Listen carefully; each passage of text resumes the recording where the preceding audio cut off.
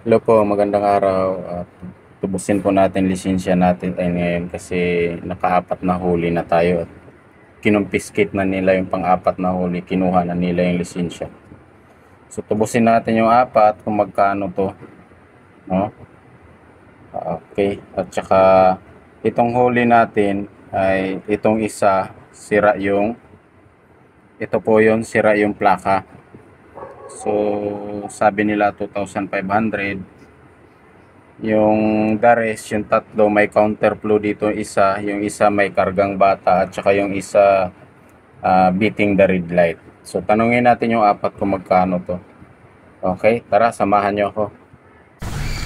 Ayan, nandito na tayo sa Parañaque City Hall para magtubos ng lisensya. Itong apat na violation natin.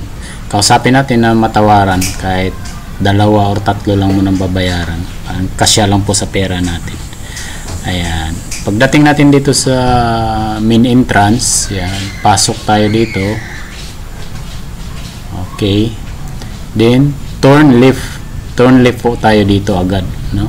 Ayan, dito tayo turn left, then diretso lang. Hindi pa man mag-dead end dito, turn right na tayo.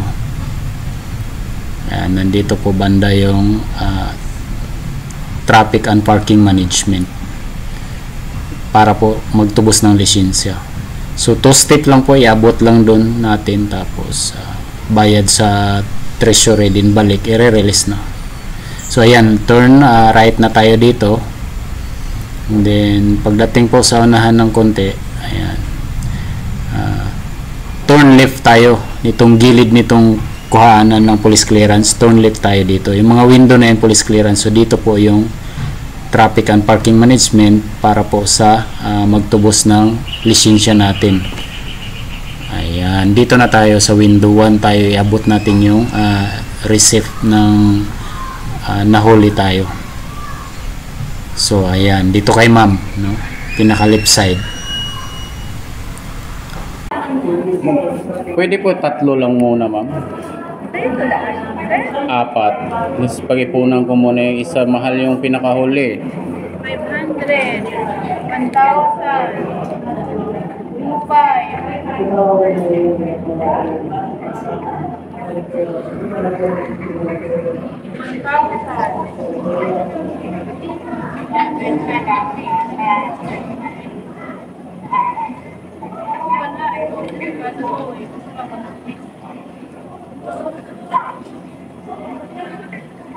Kinuha kasi yung lisensya ko yung pang-apat kong huli. Yun, pangalawa nga lang.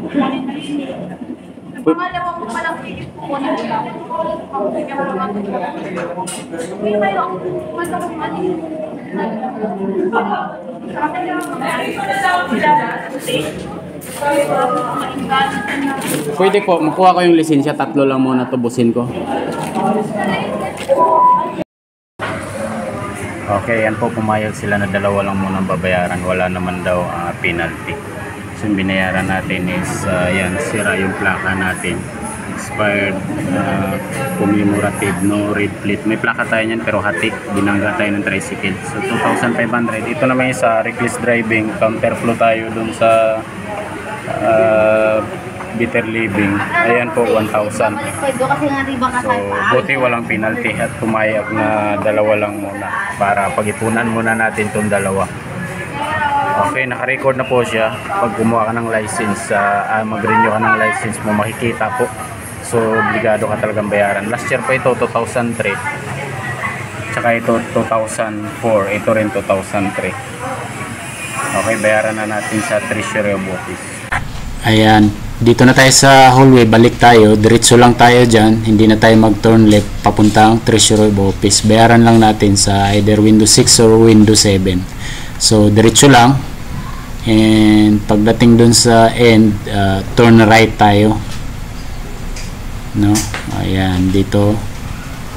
So ayan, yung may si Mayor, no? And then turn right tayo dyan. Ayan. Tapos nagtanong tayo kay ate kung kailangan ba ng number. Hindi na daw kasi ma-violation, ewan ko bakit. Diretso na daw sa window 6 or window 7 tayo. So ayan, hindi na tayo niya binigyan ng number. para sa queuing number, no? Siguro priority yung mga nagtutubos ng license. Maayos din kasi para mabilis. So hindi na kailangan ng number. Ayan. Then magbayad tayo dito kay madam. Okay. Then bigyan niya tayo ng receipt. Then balik doon sa window. I-release na agad yung license. Ganun lang kadali.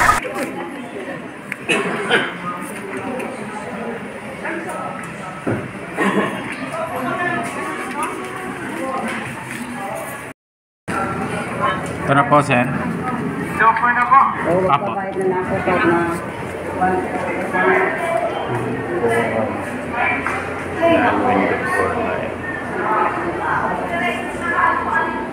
ang sabi kasi nila sa akin doon, hindi ka sana na bayad sa congressman. Ayan, nakuha. Nakuha na siya. Maraming salamat.